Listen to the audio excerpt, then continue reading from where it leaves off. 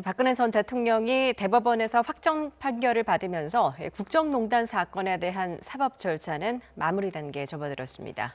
오는 18일 파기환송심 선고가 예정된 이재용 삼성전자 부회장의 형이 확정되면 4년가량 이어진 주요 재판도 사실상 종료됩니다. 이종원 기자입니다.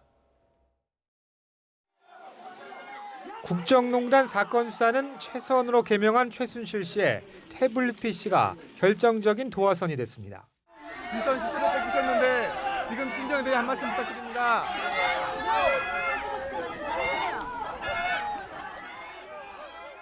검찰이 뒤늦게 특별수사본부까지 꾸렸지만 이른바 비선 실세 존재에 대한 국민적 공분이 거세지면서 수사 주체는 특검으로 넘어갔습니다. 자신의 경영권 승계 과정에서 도움을 받을 목적으로 회사 자금을 횡령하여 대통령과 최순실에게 뇌물을 공유하고 박근혜는 퇴진하라!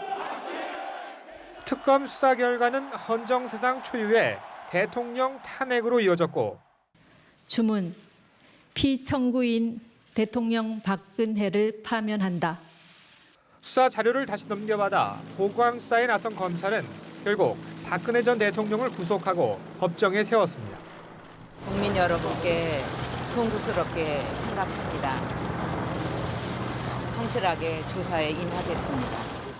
재판 초기엔 법정 모습이 언론에 공개되기도 했지만 이후 박 전 대통령의 출석 거부로 재판은 줄곧 피고인 없는 걸석 재판으로 진행됐습니다. 대법원 판단을 두 차례나 받는 우여곡절 끝에 박 전 대통령이 확정 판결을 받으면서 4년가량 이어진 국정농단에 대한 사법 절차는 이제 막바지에 다다랐습니다. 최서원 씨 역시 지난해 6월 징역 18년을 확정받아 수감 중으로 박 전 대통령과 최 씨에게 뇌물을 준 혐의로 재판 중인 이재용 삼성전자 부회장 사건의 사법부 최종 판단만 남게 됐습니다. 구속 기소됐던 이 부회장은 1심에서 실형을 선고받았지만 항소심에서 집행유예로 풀려난 뒤엔 불구속 상태로 파기환송심 재판을 받고 있습니다. 앞서 특검은 지난달 결심 공판에서 이 부회장에게 징역 9년을 구형했고 오는 18일 파기환송심 선고가 내려집니다.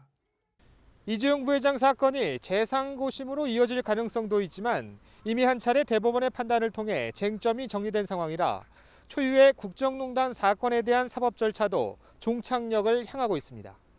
YTN 이종원입니다.